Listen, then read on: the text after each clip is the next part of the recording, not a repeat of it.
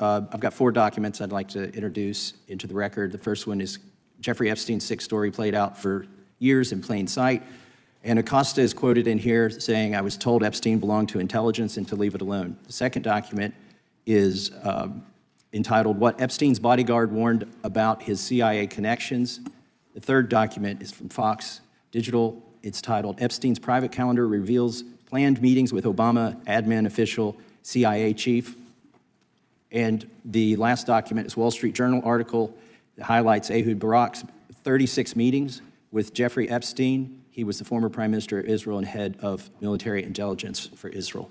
It may have held that title when he met Epstein, and then, yes. In today's hearing, a dramatic confrontation played out between Representative Thomas Massie and FBI Director Kash Patel.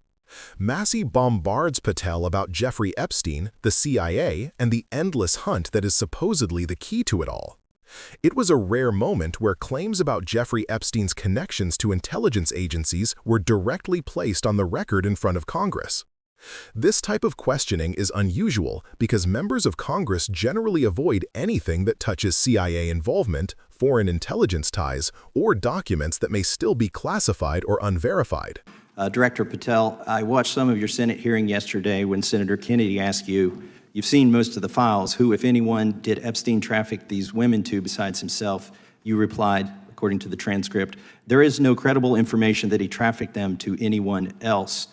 You also said somewhere in the hearing and here today that the problem is that the case files are constrained by limited search warrants from 2006 to 2007 and that the non-prosecution agreement hamstrung future investigations. Those constraints only apply to Southern District of Florida. They do not apply to Southern District of New York, the location of the 2019 sex trafficking indictment, which produced many things, including a series of FD 302 documents. According to victims who cooperated with the FBI in that investigation, these documents in FBI possession, your possession, detail at least 20 men, including Mr. Jess Staley, CEO of Barclays Bank, who Jeffrey Epstein trafficked victims to. Victims including minors, such as Virginia Roberts Giuffre, may she rest in peace. That list also includes at least 19 other individuals, one Hollywood producer worth a few $100 million, one royal prince, one high-profile individual in the music industry, one very prominent banker, one high-profile government official, one high-profile former politician, one owner of a car company in Italy, one rock star, one magician, at least 6 billionaires, including a billionaire from Canada. We know these people exist in the FBI files, the files that you control.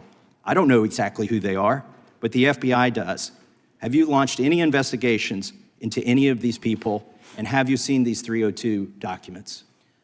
Sir, I have asked my FBI agents to review the entirety of the Epstein files and bring forth any credible information, and we're working with Congress not only to divulge that information and produce it to you, but any investigations that arise from any credible investigation will be brought. There have been no new materials brought to me launching a new indictment. So is the loophole here, or is it your assertion that these victims aren't credible, that the 302s maybe didn't produce credible statements that rise to a probable cause?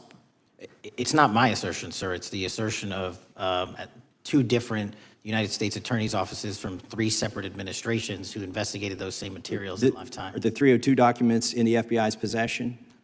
They reviewed all that, yes, sir. And so have you reviewed those 302 documents where the victims name the people who victimized them? If I personally know, but the FBI has. So how can you sit here and in front of the Senate and say there are no names? I said I named one today. I said we are not in the practice at the Department of Justice FBI of releasing victims' names. That is not what we do. We are also not in the habit of releasing incredible information. That's not what we do. But multiple authorities have looked at the entirety of what we have. Okay, I got to move on here. Were you present when the AG had the White House event when she released the binders to the social media influencers? I was, yes. So if you're willing to meet with social media influencers who stood to benefit from the sensational and sad stories of these victims, will you meet with the victims as well? The FBI will meet with anyone who has new information. Will you personally meet with them? The FBI and the professionals who are handling the cases will. Were you instructed that it was important to release the documents to the Oversight Committee on the day of my introduction of the discharge petition to release these files? I don't know what day that was, so no. Well, they were released that day, and there were victims' names who weren't redacted because they were in such a rush, and the victims are not happy about that. Have you investigated any of the CIA connections? Have you seen the CIA file on Jeffrey Epstein? And if you wanted to see it, would they show it to you? Well, I can speak for the FBI, and that's presuming there's a CIA case file, and I've reviewed everything that the interagency, not I, the FBI, that was provided to us. Would you be willing to look at the CIA file on Jeffrey Epstein? If there is such a file, and if it has not already been turned over to the FBI will look at any new investigative leads. So when Massie references articles suggesting Epstein may have been connected to intelligence, or when he brings up CIA files, he is intentionally pushing into territory where agencies historically guard information the most fiercely. To understand why this interaction matters, you need to know how Epstein's case was handled over a 20-year period. Investigations into Epstein were fractured among multiple jurisdictions: the Southern District of Florida in the mid-2000s, the Southern District of New York during the 2019 arrest, and portions of federal investigative work that intersected with intelligence agencies. This fragmentation has created gaps in who saw what, who had the authority to pursue which leads, and whether any department had the full picture. When Patel tells Massie that limitations in earlier search warrants affected what investigators could do, he is describing the way one investigation can unintentionally restrict another. But it also raises a bigger question: were those limitations a coincidence, or were powerful people being protected? Massie's insistence on the FD 302 documents, the formal FBI interview records, is central here. According to his statement, victims identified more than 20 men Epstein trafficked them to. If these accounts are contained in official FBI files, it means they were considered serious enough to document. But documentation doesn't automatically lead to prosecution. Federal prosecutors often decline cases if they believe they lack corroboration, if evidence was tainted by the previous non-prosecution agreement, or if witnesses were previously subject to confidentiality clauses. None of that means the accounts were false. It means systemic obstacles can bury them. Patel repeatedly relies on the phrase credible information, which is a legal threshold, not a moral one. Credibility in federal investigations doesn't just mean a victim is believable. It means claims must be independently supported by evidence a prosecutor thinks is admissible in court. The public often hears "not credible" and assumes it means not true, but that's not how the system works. Many victims in sex trafficking cases face credibility challenges created by the very trauma they endured. That's why Massie presses the tell: if the FBI has these names, why hasn't there been action or transparency? The intelligence agency angle deepens the complexity. When Massie asks whether Patel has seen any CIA files on Epstein, he is highlighting one of the long-standing mysteries around the case. Multiple public reports have claimed Epstein cultivated relationships with intelligence figures, foreign leaders, and high-ranking officials. If any intelligence agency ever maintained records on Epstein, they may not be required to automatically share that with the FBI.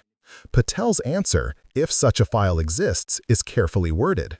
It acknowledges the possibility without confirming anything, which is standard practice when dealing with classified material.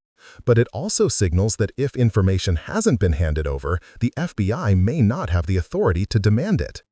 Another revealing moment is when Massie points out that the FBI was willing to meet with social media influencers but hasn't committed to personally meeting with victims. This sharp contrast reflects a larger frustration many victims have felt for years. Institutions often prioritize public relations moments over the difficult work of survivor engagement. Transparent justice requires listening to people harmed by the crime, not just promoting the agency's narrative.